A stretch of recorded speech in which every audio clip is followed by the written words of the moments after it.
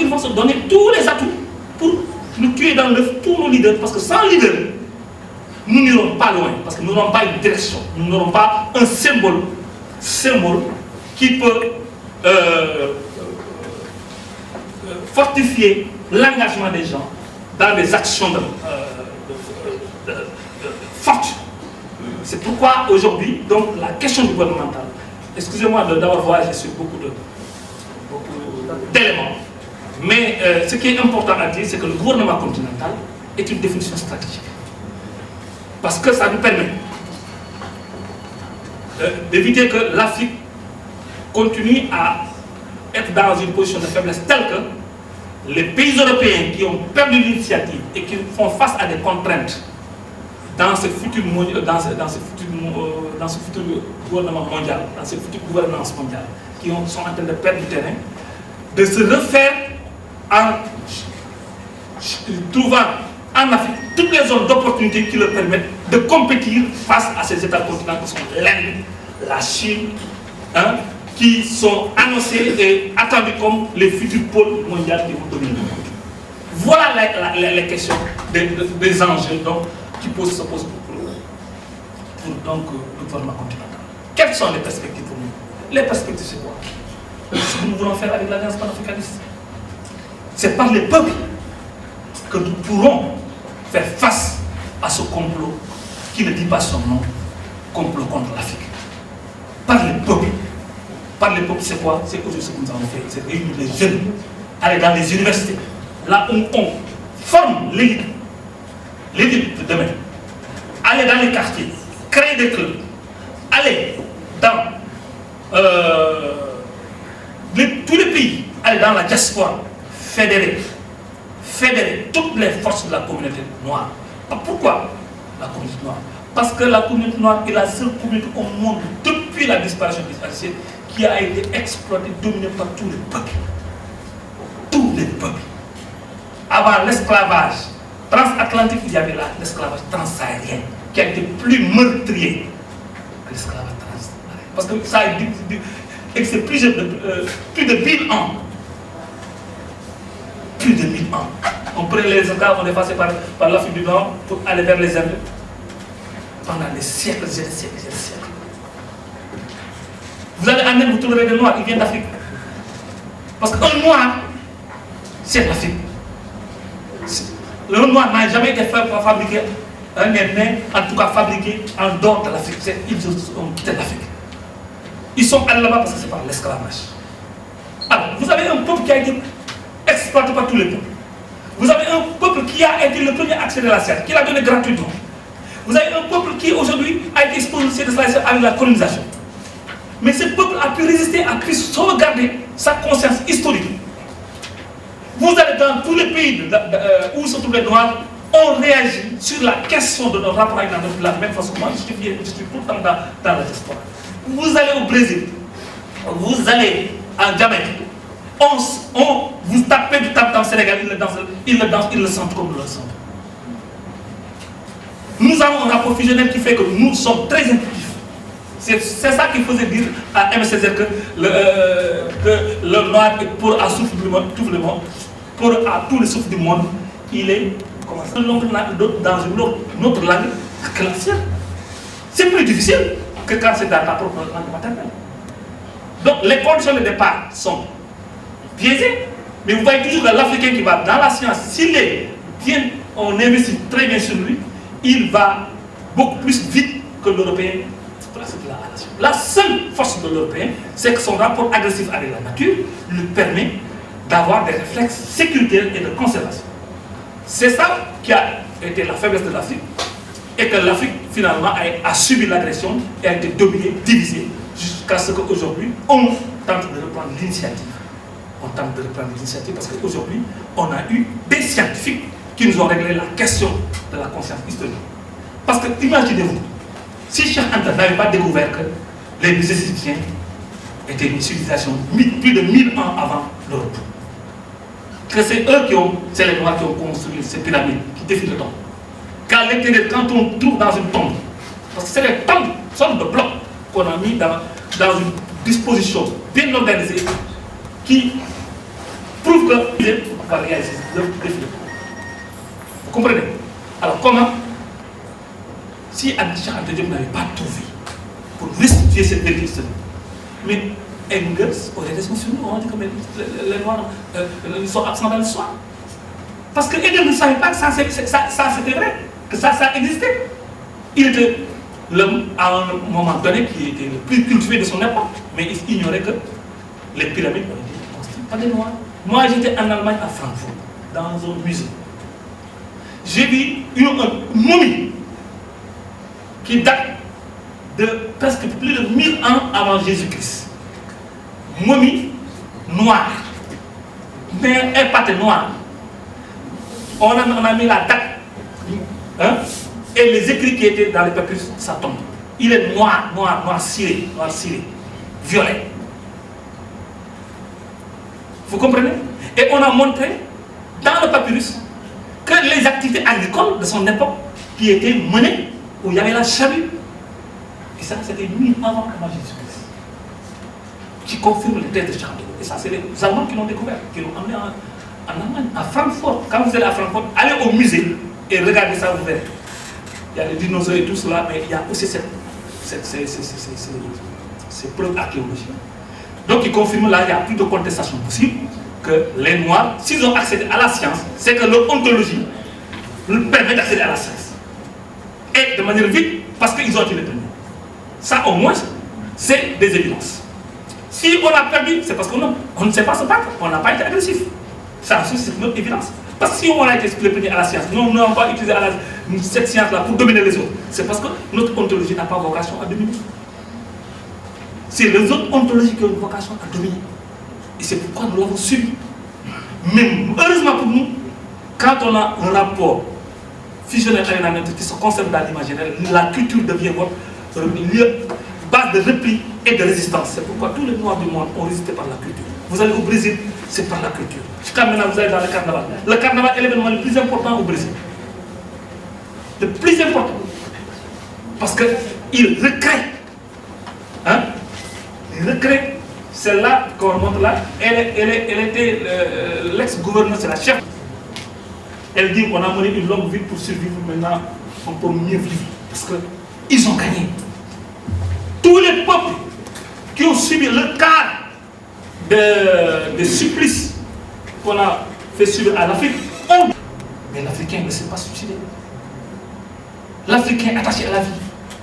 Parce que son ontologie est formatée à partir d'une désublimation métapsychologique freudienne. Parce que Freud a défini la civilisation comme émanant du rapport de la pulsion par rapport au mode de respiration. Et il l'a défini dans toute sa métapsychologie. Jusqu'à déboucher sur le monde. Ici, on a un individu africain qui n'est pas un individu européen. Ça, même des chercheurs européens l'ont voulu le découvrir à Dakar. C'est pour vous dire que l'Afrique est la mère de l'humanité, mais quand l'Africain est sorti de son cadre naturel, où la nature l'avait fait, il a subi une modification qui après s'est retournée contre l'Africain. Et qui explique qu'aujourd'hui, grâce à Cheikh Anta Diop, grâce aujourd'hui à toutes les recherches, à la résistance de nos pères fondateurs du peuple national, Massoud Garvey, Sébastien Viam, Patmore, Dubois, jusqu'à aujourd'hui, nous avons aujourd'hui la possibilité d'amorcer la séquence finale. La première séquence, c'était de gagner, conquérir la conscience historique. La séquence finale, c'est de gagner l'unité politique et le développement. Parce que si on ne se développe pas, on aura beau faire de son au bas de l'échelle et on finira par disparaître. Parce qu'il y a une chose qui se passe. Aujourd'hui, tout le monde sait que l'Afrique est la solution du monde pour régler la crise alimentaire. Il y a 330 millions d'hectares cultivables en Afrique. Si tu es en bas-fond, où on peut faire des retenues, l'air, l'eau et tout cela. On peut exploiter que 30 millions d'hectares. Ça veut dire qu'il y a 100 millions d'hectares qu'on n'a pas cultivés qui sont là. Et que si on les cultive aujourd'hui, on peut nourrir le monde. On peut nourrir le monde. N'est-ce pas? Je dis que le temps est terminé, mais je vais essayer de... Alors, aujourd'hui, les pays asiatiques qui ont un problème de saturation d'espace et de rendement qui ne peut plus dépasser, veulent conquérir même les terres africaines et sont en train de louer des terres au Kenya. On a prévu que d'ici une dizaine d'années, il y aura 1 million. Et la culture pour promouvoir la solidarité et la...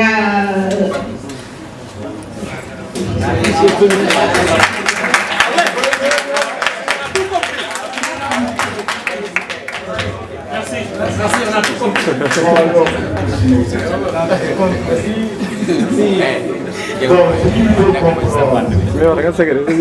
demande à ce qu'on fasse moins de politique ici ou là. C'est qu'elle me dit qu'il y ait moins de pratiques politiciennes. Mais la politique, il faut la faire. Il faut l'intégrer dans tout ce que vous faites, c'est l'organisation de la cité. Religion, religieux, rassemblement. C'est au fondement de tout. Jésus, sallallahu alayhi wa sallam, comme le prophète Mohamed, on fait également de la politique par une approche de conviction. Mohamed a ajouté le sens de l'organisation de l'État au niveau de la Mecque, qui a essaimé jusqu'à aujourd'hui. Vive la politique, on va la politique. Je dis alors parce que je suis un politicien. Nous le sommes. Mais quand elle dit que le Sud, je ne sais pas si vous êtes mieux à arriver ici, dans cette salle, vous aussi. Parce que c'est M. Sonko, de Kayomon, de Kiriki. Ah, magnifique, j'adore ce village. Bonsoir toute notre assistance. Bonsoir, chers camarades étudiants. Avant tout d'abord, je salue l'engagement des exposants. C'est une très grande fierté de venir ici et débattre sur ce sujet qui est un gouvernement continental en perspective. Je pense que le seul problème qui est là, c'est le manque d'information surtout. C'est hier, par le biais d'un camarade qui est là, m'a informé de ce thème. Immédiatement, j'ai couru ça à 14 heures, j'ai dit attends, je vais tout faire pour y aller. Parce que c'est une nécessité pour le faire. Je pense que tous ceux qui s'engagent à laisser le pouvoir pour construire un gouvernement continental, je pense que c'est le seul échelon qui peut nous mener à un gouvernement continental. Et surtout l'intégration des bases de la société localement. Ça doit être localement intégré, la basse couche jusqu'au niveau, jusqu'à la nouvelle couche, les décideurs pour en faire un gouvernement continental. Ce qui me cause problème, c'est lorsque Sarkozy était venu ici à Dakar, beaucoup d'Africains ont vu que ce qu'il a dit, il nous a insulté. Sarkozy nous a dit de laisser le passé et aller dans l'avenir. Mais je pense que c'est vrai. Aujourd'hui, en allant à la bibliothèque, j'ai trouvé un livre qui s'appelle L'Afrique répond à Sarkozy. On ne veut pas aller en avant, on veut reculer derrière. Je pense que ce n'est pas un thème à discuter. Il faut qu'on discute, on aille devant et laisser ces controverses partir par là. Je vous remercie pour le verset. Merci, M. Santo. Je crois que nous arrivons au dernier intervenant. Et c'est bien qu'il ait terminé en rappelant l'épisode Sarkozy. C'était à l'université de Dakar et la salle était pleine. On l'a applaudi, il est parti derrière les motards, accompagné par notre président de la République. Il est rentré, c'est après qu'on s'est rendu compte qu'il nous a insultés. Donc, tant pis pour nous. Vu qu'il y a un engagement maintenant qui est acquis, en tout cas, si j'en juge par votre participation, et la médiation qui se dégage. Franchement, je vous remercie tous. Je pense que les questions qui sont posées ne me sont pas posées directement à moi seul. Il y a des questions qui sont adressées à M. Kofi, aussi bien à l'ensemble des gens qui sont sur la table, parce qu'il y a des réponses qui peuvent mieux que moi donner à les questions qui ont été posées.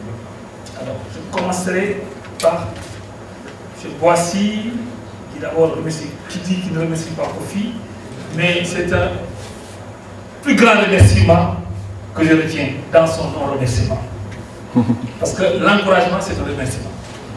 N'est-ce pas? Il l'encourage. C'est un remerciement sublime.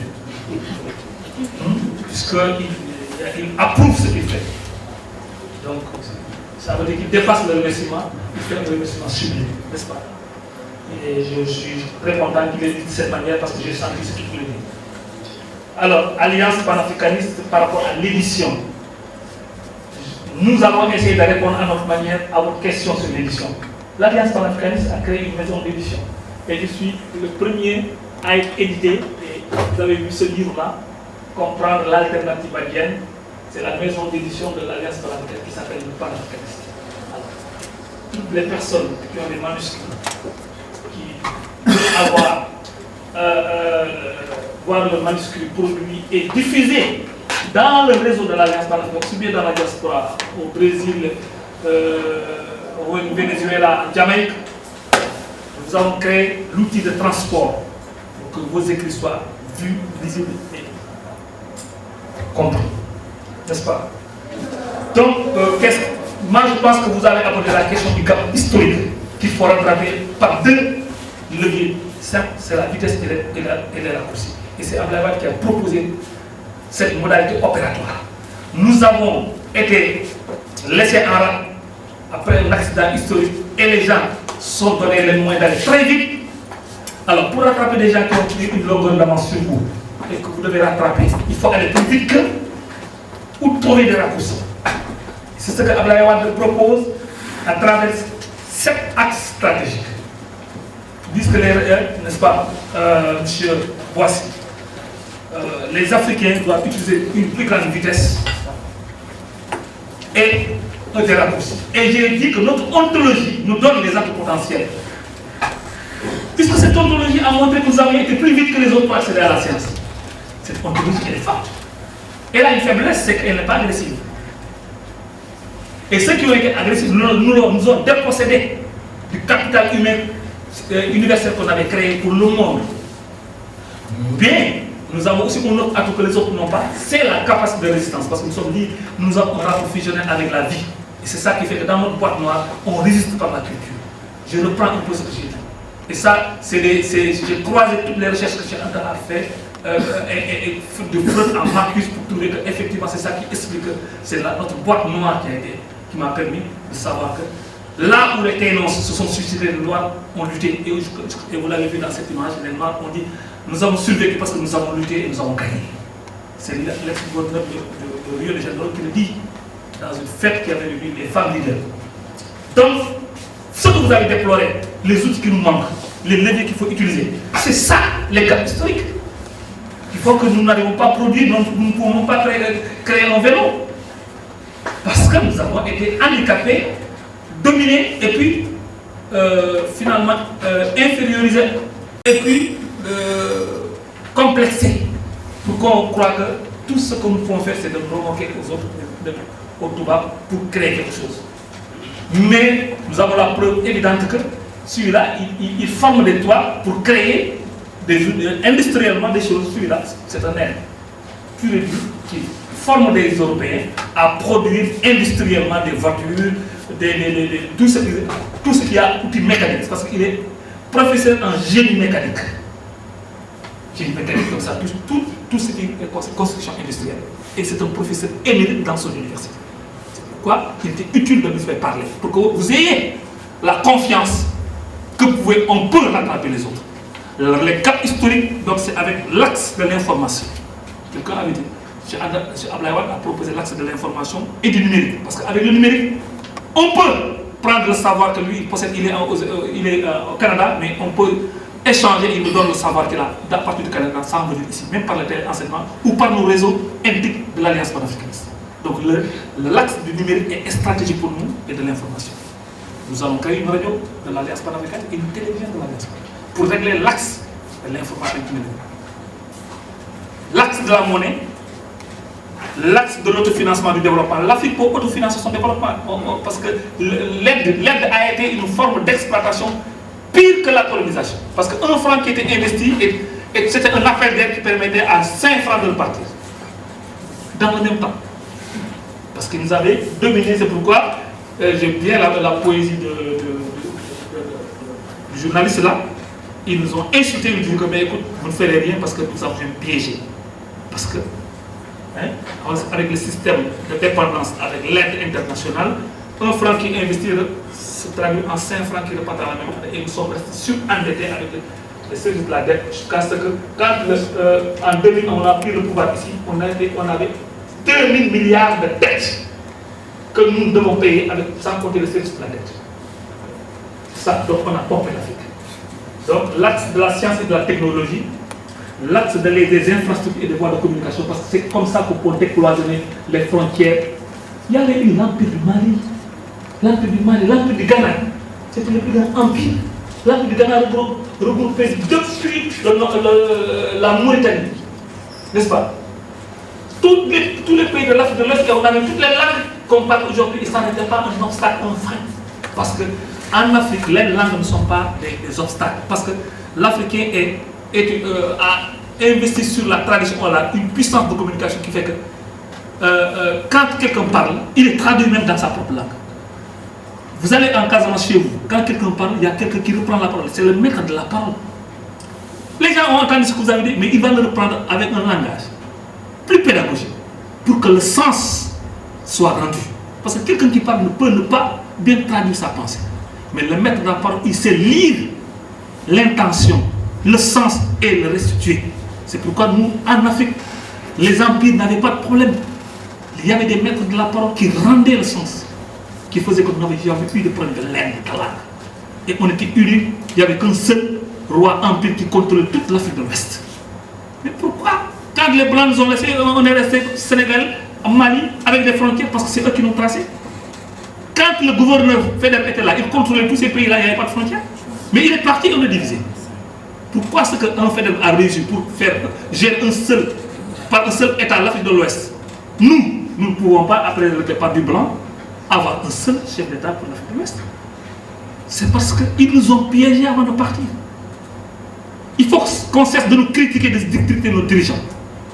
Ça nous fait perdre du temps parce que l'enjeu, ce n'est pas de mettre l'énergie sur les défauts. Il faut réussir l'unité. Il faut réussir l'unité, donc l'unité, c'est faire en sorte que chaque chef d'État accepte d'être simple gouverneur chez lui. Quels que soient les problèmes qu'il y a chez lui, politiquement, il n'y a qu'à au moins nous accepter d'être gouverneur et d'accepter qu'il y ait un gouvernement continental. Et que lui, ce qui l'intéresse, c'est de gérer chez lui. Démocratiquement, les peuples, s'ils n'acceptent pas un dirigeant, ils vont le foutre dehors. Mais nous, ce que nous voulons en Afrique, c'est que chaque chef d'État accepte d'être gouverneur et qu'il cède sa souveraineté internationale à l'Afrique. Pour que l'Afrique n'ait qu'une seule voie. Que l'Afrique, quand il faut négocier, on ne dirige pas les Africains pour un projet. On dit voilà, je l'ai donné à la Guinée, ils m'ont donné 50 francs. Alors que la Côte d'Ivoire m'a donné 200 francs. 200 francs. J'ai préféré la Côte d'Ivoire. On nous oppose les uns avec les autres. C'est le cadre des APE. On nous oppose entre PMA et PMA moins avancés. On nous oppose les uns aux autres pour nous diviser. C'est ça les pièges qu'il faut lever en imitant ces constructions intellectuelles et ces pièges de démocratie, que des mercenaires. Les mercenaires, ce n'est pas les États.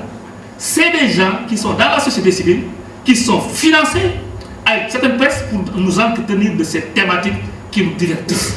Face à des enjeux très